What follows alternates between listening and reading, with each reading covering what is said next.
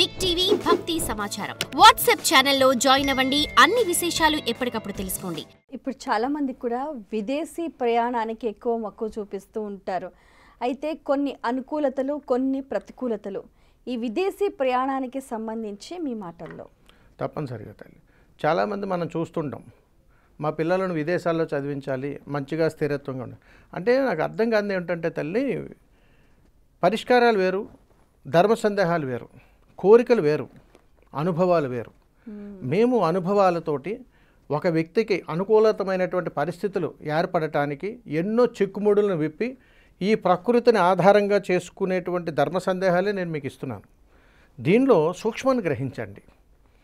జాతక పరిశీలన చేసి విదేశీయానం ఉంది, విదేశీయానం లేదంటే గ్రహాల అనుకూలత లేని వాళ్ళు వెళ్ళిన వాళ్ళు ఉన్నారు, అనుకూలంగా ఉండి కూడా వెళ్ళలేని ప్రయత్నాలు విఫలమై ఎక్కడ ఉండిపోయిన వాళ్ళు కూడా ఉన్నారు.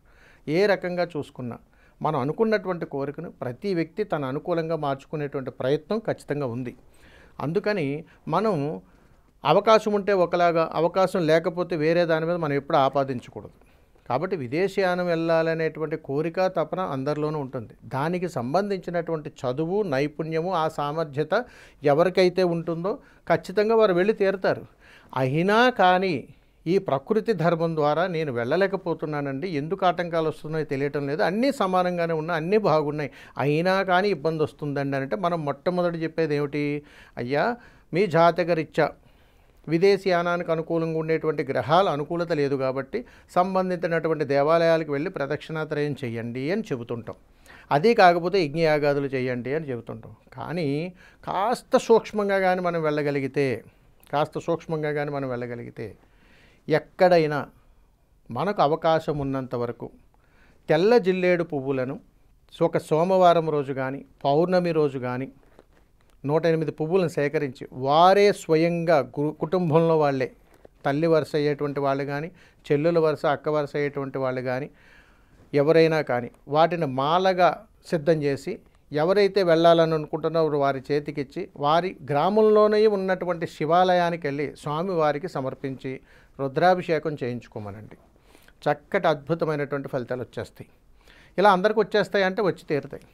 ఎందుకనంటే సమయాన్ని సద్వినియోగం చేసుకోవటానికి భగవంతుడు మనకు పెట్టేటువంటి ఒక అద్భుతమైనటువంటి పరీక్షలు. నువ్వు నా దగ్గరికి రా అంటాడు, వచ్చేస్తాను, ఈ సోమవారం వచ్చేస్తానంటావు. ఆ సమయానికి నువ్వు రాకుండా చేసేది ఆయనే, రమ్మని పిలిచేది ఆయనే. అంటే ఒక మనిషి యొక్క తత్వానికి, భగవత్ స్వరూపానికి మధ్యలో జరిగేటువంటి సంకల్ప యుద్ధాలు అంటారు వీటిని.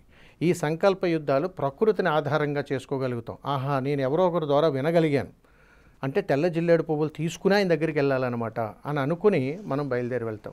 అందుకని ఆ పరమేశ్వరుడికి అత్యంత ప్రీతికరమైనటువంటివి తెల్ల జిల్లేడు పువ్వులు కాబట్టి వాటిని స్వామివారికి సమర్పించి కాస్త ఆయన సన్నిధానంలో సమయాన్ని గడిపి, అయ్యా నేను ఇలా వెళ్ళాలనుకుంటున్నాను, నాకు ఏ ఆటంకాలు కలగకుండా నీవే నాకు దారి చూపించాలని మనస్ఫూర్తిగా ఆయన శరణు వేడితే తప్పనిసరిగా జరుగుతుంది. అది కూడా ఆ గ్రామంలో ఉన్న శివాలయమే సుమా. For more videos like this, subscribe Big TV channel.